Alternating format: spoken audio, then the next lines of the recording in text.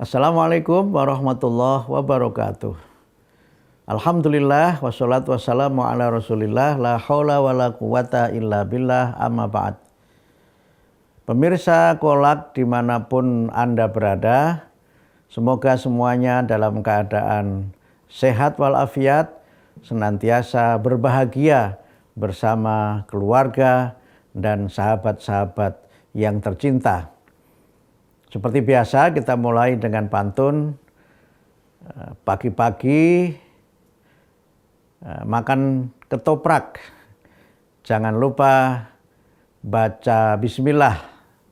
Jumpa lagi di acara Kolak.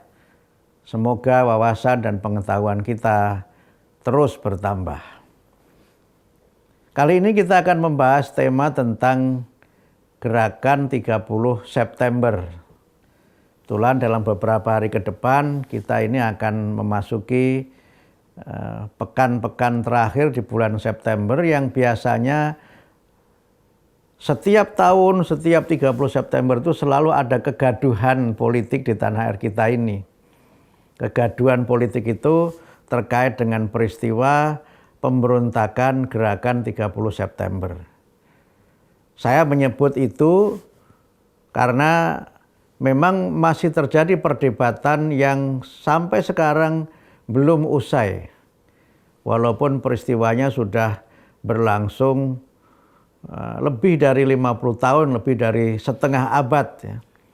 Lebih dari setengah abad. Kalau peristiwanya terjadi pada 30 September tahun 65, maka sekarang ini sudah 57 tahun ya. Sudah 57 tahun peristiwa ini terjadi, tetapi sengkarutnya belum selesai sampai sekarang. Misalnya soal apakah G30S itu hanya berhenti pada gerakan 30 September, ataukah gerakan 30 September itu digerakkan oleh kelompok tertentu yang namanya PKI, Partai Komunis Indonesia, sehingga penyebutannya G30S PKI. Saya ketika belajar di sekolah di Madrasah Aliyah itu ya selalu ada G30S PKI, di mana gerakan 30 September itu dalangnya adalah PKI yang diceritakan dalam sejarah bagaimana PKI itu melakukan kudeta militer untuk mengganti dasar negara Pancasila dengan dasar negara komunis. Itu saya pelajari bertahun-tahun. Tapi kemudian setelah reformasi muncul berbagai gugatan-gugatan historis, ya. Gugatan-gugatan sejarah yang dilakukan oleh banyak sekali pihak yang mengatakan bahwa G30S itu tidak ada hubungannya dengan PKI. Ya, bahwa ada pemberontakan 30 September iya, tetapi itu tidak ada hubungannya dengan PKI. Saya tidak mau masuk kepada wilayah perdebatan itu karena saya tidak punya ilmu tentang gerakan 30 September itu. Tetapi satu hal yang ingin menjadi pemahaman kita bersama-sama adalah bahwa memang ada gerakan-gerakan pemberontakan yang mereka itu ingin memisahkan diri dari Indonesia dan ingin mengganti dasar negara Pancasila dengan dasar negara yang lainnya. Nah, peristiwa pemberontakan PKI itu selain tahun 65, kalau ada yang bersetuju dengan itu, yang tidak dibantah adalah peristiwa PKI Madiun tahun 48. Nah, kalau itu sepertinya tidak ada perdebatan tentang peristiwa Madiun tahun 48 itu. Nah, tetapi yang kemudian sekarang menjadi concern kita bersama-sama adalah bagaimana sejarah bangsa ini masih belum tertulis dan ditulis secara objektif. Ya, banyak persoalan menyangkut sejarah bangsa ini yang ternyata masih bergantung kepada tafsir perseorangan, tafsir golongan, atau bahkan mungkin tafsir siapa yang sedang berada di tampuk kekuasaan. Ini memang sesuatu yang bagi saya pribadi sebagai warga bangsa itu sangat menyesalkan. Kenapa sih tidak ditulis saja sejarah itu secara objektif gitu. Sehingga history itu kita baca history gitu panjang, tidak kemudian dibaca history, yaitu ya story atau kisah yang ditulis oleh dia. Nah, ini juga sempat ada yang protes, kenapa kok history tidak her story misalnya. Kenapa kok ceritanya ini laki-laki bukan perempuan. Ini kan soal bagaimana bahasa itu digunakan, dan ini memang tidak terlepas dari the origin of the language atau asal-usul dari bahasa itu. Kalau dalam kaitannya dengan Islam itu kan ada istilah yang namanya tarikh gitu. Tarikh itu yang kemudian diterjemahkan dengan sejarah. Kemudian ada kisah yang sering diartikan sebagai cerita atau peristiwa-peristiwa yang memang banyak terjadi di masyarakat kita. Ada juga dongeng misalnya, dongeng dan berbagai macam istilah yang sering kita temukan di masyarakat. Tapi pemberontakan PKI tahun 68 itu bukan dongeng. Itu peristiwa sejarah. Peristiwa gerakan 30 September itu juga bukan dongeng, itu peristiwa sejarah.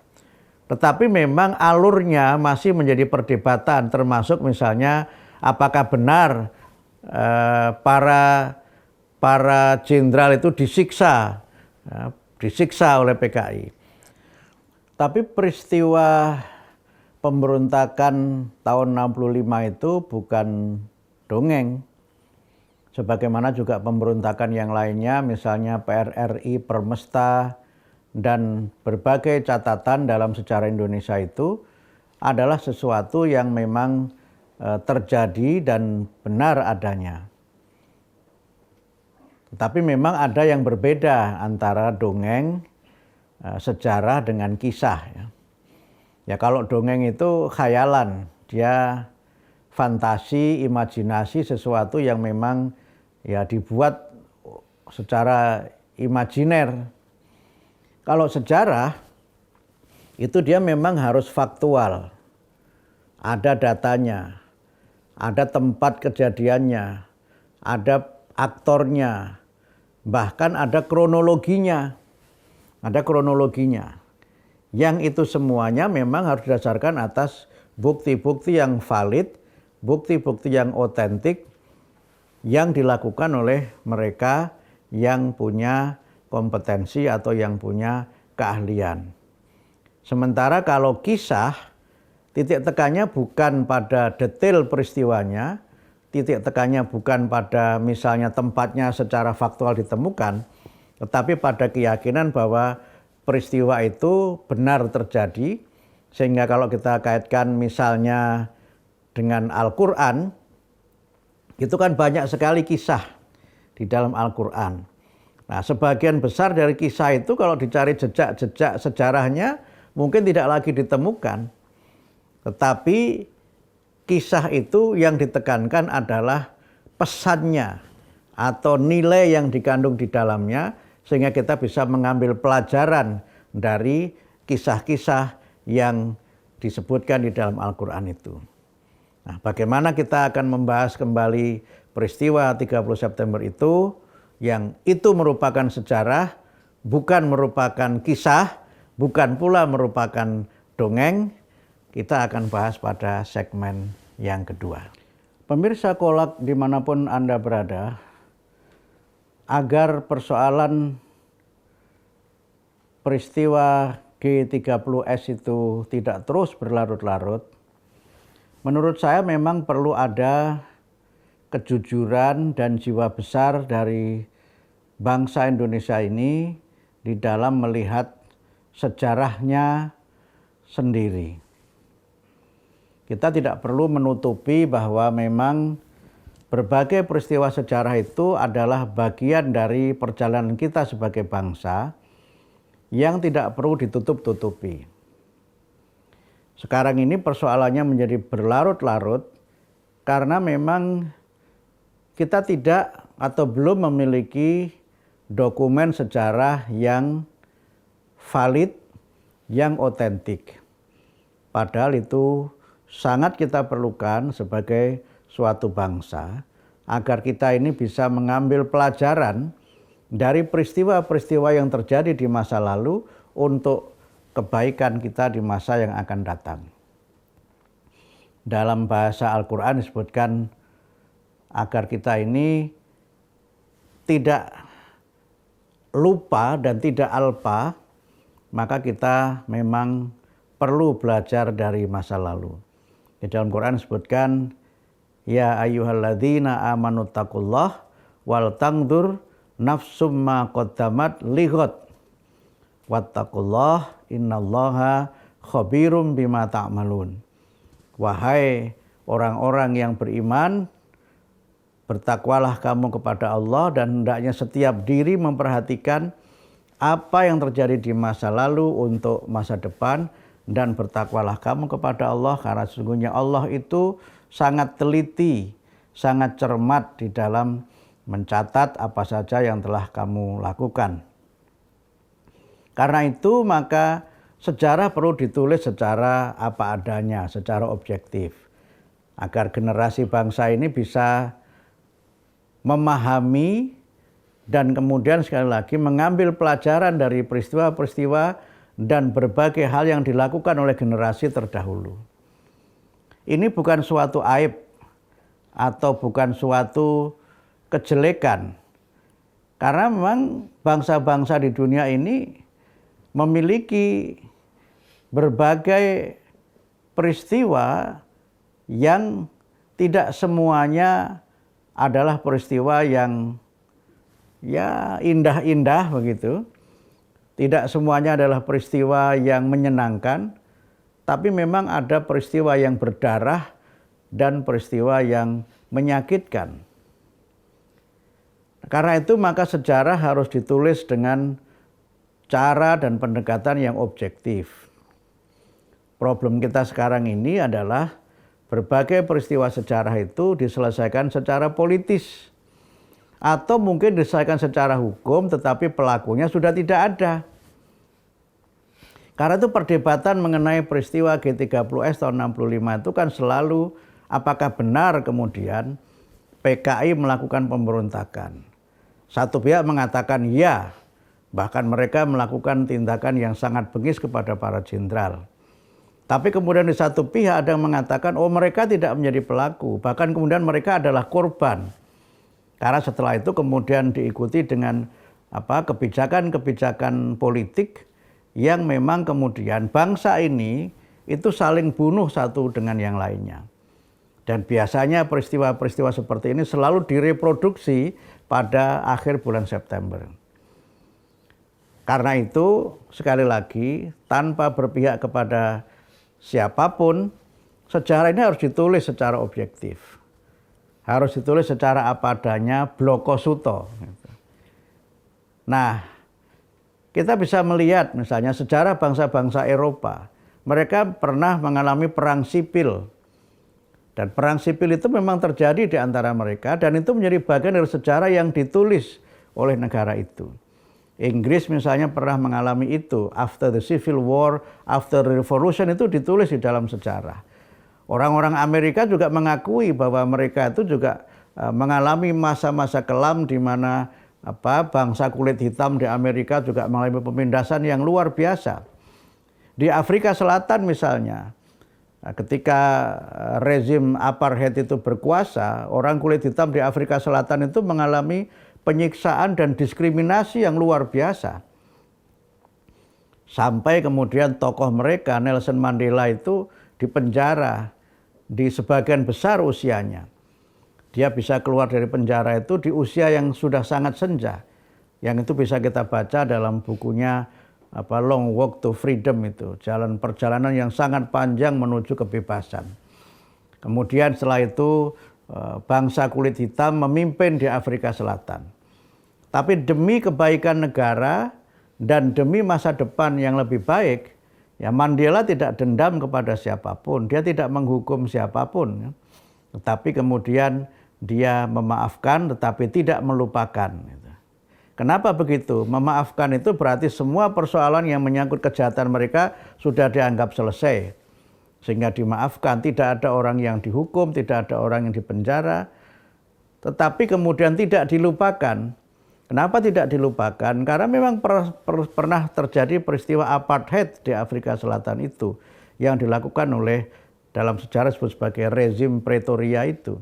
Itu nggak bisa dan tidak harus bahkan tidak boleh dihapus dalam sejarah bangsa Afrika Selatan bahwa mereka pernah mengalami sejarah kelam yang seperti itu. Tetapi mereka kemudian harus melihat ke masa depan. Itu yang oleh Mandela disebut dengan healing the past, facing the future, gitu. Menyembuhkan luka-luka masa lalu demi melihat masa depan yang lebih baik. Nah, saya kira persoalan yang berkait dengan peristiwa tahun 65 itu mungkin bisa kita dekati dengan cara seperti ini. Dalam beberapa kesempatan sudah dilakukan upaya-upaya untuk rekonsiliasi. Bahkan kemudian banyak sekali pelaku-pelaku itu yang sudah meninggal dunia. Banyak sekali mereka yang tidak tahu peristiwanya, tetapi kemudian harus menanggung akibat dari perbuatan orang tuanya, kakeknya, dan sebagainya. Yang itu memang kemudian menimbulkan kebencian di antara sesama anak bangsa yang sesungguhnya mereka tidaklah menjadi bagian dari peristiwa tahun 65 itu, tapi harus menanggung akibat dari peristiwa itu. Nah, kita perlu jiwa besar untuk melihat masa depan. Bagaimana itu bisa kita lakukan, nanti kita akan bahas pada segmen yang ketiga. Pemirsa Kolak dimanapun Anda berada, selalu saja ada perdebatan. Misalnya apakah pada 30 September itu film G30 SPK itu diputar kembali. Dan kemudian akhirnya mulai tahun lalu film itu tidak diputar karena banyaknya pihak yang berkeberatan. Ada pihak-pihak yang menantang mendeklarasikan dirinya, saya ini anak PKI. Dan saling tuding di antara bangsa ini yang sesungguhnya itu sudah bisa kita akhiri. Dalam konteks ideologi tentu kita bisa mengambil sikap yang tegas bahwa karena kita sudah bersepakat untuk menjadikan Pancasila sebagai dasar negara Republik Indonesia, maka semua ideologi, apakah itu PKI atau yang lainnya, memang tidak boleh menggantikan Pancasila itu. Sehingga kalau sampai ada pihak-pihak yang kemudian mengganti Pancasila dengan komunisme misalnya, tentu itu perbuatan yang inkonstitusional dan bisa membawa bangsa ini kepada kehancuran. Ada mengatakan sekarang PKI bangkit lagi dan sebagainya. Ya, ideologi tidak akan pernah mati. Ideologi itu akan senantiasa hidup. Bahkan dia mungkin akan bisa hidup kembali ketika ada momentum yang menjadi fertilizer atau menjadi pupuk agar ideologi itu tumbuh kembali. Kita juga tidak ingin tentu saja ideologi-ideologi yang bertentangan dengan Pancasila itu hidup subur di negeri ini, apalagi kemudian memang mendapatkan afirmasi atau dukungan dari pihak-pihak tertentu yang membuat kita ini justru akan semakin jatuh terjerembab kepada persoalan-persoalan masa lalu yang seharusnya sudah kita selesaikan dengan sebaik-baiknya. Karena itu maka menyelesaikan persoalan peristiwa tahun 65 secara politik itu tidak akan pernah menyelesaikan masalah. Itu justru akan menjadi masalah baru. Menyelesaikannya secara hukum juga akan sangat bermasalah karena pelaku-pelakunya sudah tidak ada. Dokumen-dokumen sejarahnya juga tidak cukup kuat untuk menjadi alat bukti di pengadilan. Karena itu yang bisa kita lakukan adalah pendekatan kebangsaan atau pendekatan kemanusiaan, di mana kita berusaha untuk melihat bahwa mereka yang menjadi pelaku atau mereka yang menjadi korban, sesungguhnya dua-duanya itu adalah korban. Dan karena itu maka kita harus melihat peristiwa ini sebagai bagian dari perjalanan kita untuk menjadi bangsa yang besar, perjalanan kita untuk menjadi bangsa yang kuat. Rekonsiliasi itu perlu kita lakukan sehingga tidak perlulah adanya tuntutan-tuntutan di mana pemerintah harus meminta maaf. Apalagi yang diminta maaf pemerintah yang sekarang ini yang tidak ada hubungannya dengan peristiwa tahun 65 itu. Atau pihak tertentu, misalnya TNI harus minta maaf misalnya. Tidak perlu dilakukan itu karena TNI justru juga menjadi korban. Dan kemudian berbagai hal lain yang sering kali mengemuka dalam ruang publik kita. Sehingga mengakhiri polemik yang sekarang ini ada, pendekatannya adalah kebangsaan. Kita tidak boleh melupakan peristiwa tahun 65 itu, karena memang itu secara faktual terjadi, tidak ada yang membantah peristiwa itu. Tetapi kemudian kita hendaknya bisa berdamai dengan masa lalu dan memaafkan siapapun yang terlibat dalam peristiwa itu, dalam posisi mereka sebagai korban atau dalam posisi mereka sebagai pelaku, karena kita tidak boleh mewariskan dendam dan kebencian kepada generasi mendatang yang mereka tidak tahu menahu dan mereka tidak sama sekali terlibat dalam peristiwa tahun 65 itu. Kalau ini kemudian bisa kita lakukan, maka sejarah bisa ditulis dengan jernih. Kita bisa melihat itu sebagai bagian dari nuktah dalam sejarah perjalanan bangsa, dan kemudian kita belajar bagaimana agar peristiwa serupa tidak terjadi pada masa-masa yang akan datang. Hakikat dari belajar sejarah sebenarnya terletak pada ranah ini, ranah di mana kita belajar nilai, ranah di mana kita belajar dari sejarah untuk peristiwa yang kelam, peristiwa yang pahit itu tidak terulang lagi di masa depan, karena kita belajar dengan kearifan, kita belajar dengan kejujuran bahwa kita harus melihat ke masa depan, bukan melihat ke masa lalu. Kita tidak bisa merubah masa lalu, karena itu ada ungkapan yang lalu biarlah berlalu. Karena yang sudah terjadi tidak mungkin kita ulangi. Karena itu maka kita harus bergerak ke depan, menatap masa depan. Caranya bagaimana? Tentu saja kita harus mengutamakan kepentingan bangsa dan negara di atas kepentingan pribadi, di atas kepentingan golongan. Kalau dendam sejarah itu terus kita pelihara, maka kita akan menyimpan penyakit dalam tubuh bangsa kita ini. Karena itu maka dendam sejarah itu mari kita lupakan bersama-sama. Mari kita saling memaafkan, melihat ke masa depan. Sehingga dalam konteks peristiwa tahun 65 itu tentu saja tidak perlu lagi sebenarnya di masa depan kita terus berdebat. Kita terus lagi mempersoalkan siapa pelaku, siapa dalang dan sebagainya.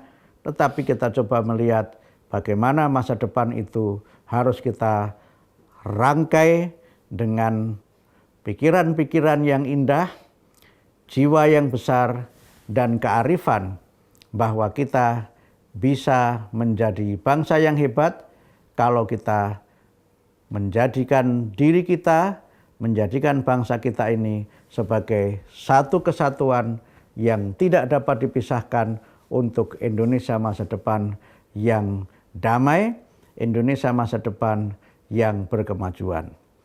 Quran mengingatkan kita agar kita melihat masa depan itu sebagai bagian dari tugas sejarah, dan kemudian kita belajar dari masa lalu agar sejarah masa depan kita tertulis dengan sangat indah.